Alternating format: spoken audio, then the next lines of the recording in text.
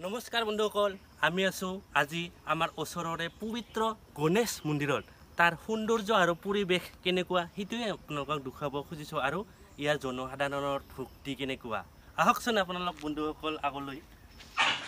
আজিৰ দিনটো আমি গোৱালপাৰাৰ এটা পবিত্ৰ আৰু অপূৰ্ব স্থানলৈ আহিছোঁ, তৰংগিৰী গণেশ মন্দিৰলৈ। আহা একেলগে চাওঁ এই স্থাপনটোৰ সৌন্দৰ্য। এই স্থানটো কেৱল ধৰ্মীয়ই নহয়, প্ৰাকৃতিক সৌন্দৰ্যও ভৰা। বতাহ, গছ-গছনি আৰু নীৰৱতা এক অভাৱনীয় অনুভৱ। ইয়াত আছে শ্ৰী গণেশৰ এটা অপূৰ্ব প্ৰতিমূৰ্তি। লোকসকল ভক্তিভাৱে আহে, পুৱাতে ধূপ-দীপ জ্বলাই প্ৰাৰ্থনা কৰে।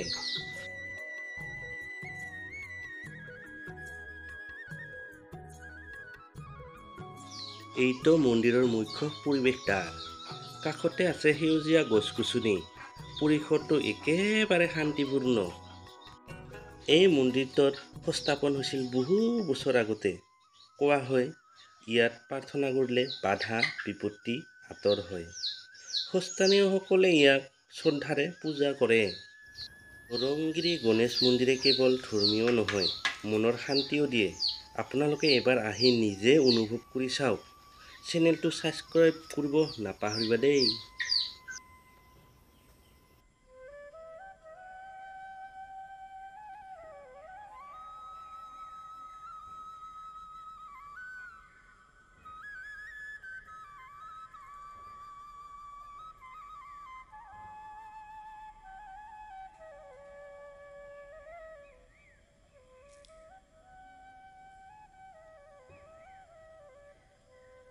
আজিৰ ভ্লগলৈ মই আপোনালোকক আমাৰ ওচৰৰ আস্থাৰ প্ৰতীক গণেশ মন্দিৰলৈ লৈ আহিছোঁ। ভক্তি, শান্তি আৰু গাঁৱৰ সৌন্দৰ্যৰ লগতে ই এটা মিলন স্থলো হয়।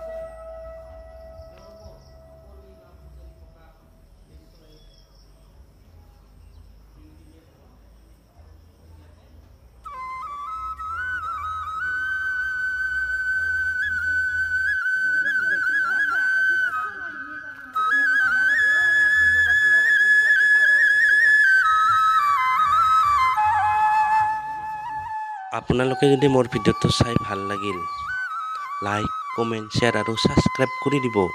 আৰু এনেকুৱাই যদি ভাল ভাল ভ্লগ ভিডিঅ' বনাব লাগে, আপোনালোকে মোক কমেণ্ট কৰি জনাব। এতিয়া বাই বাই।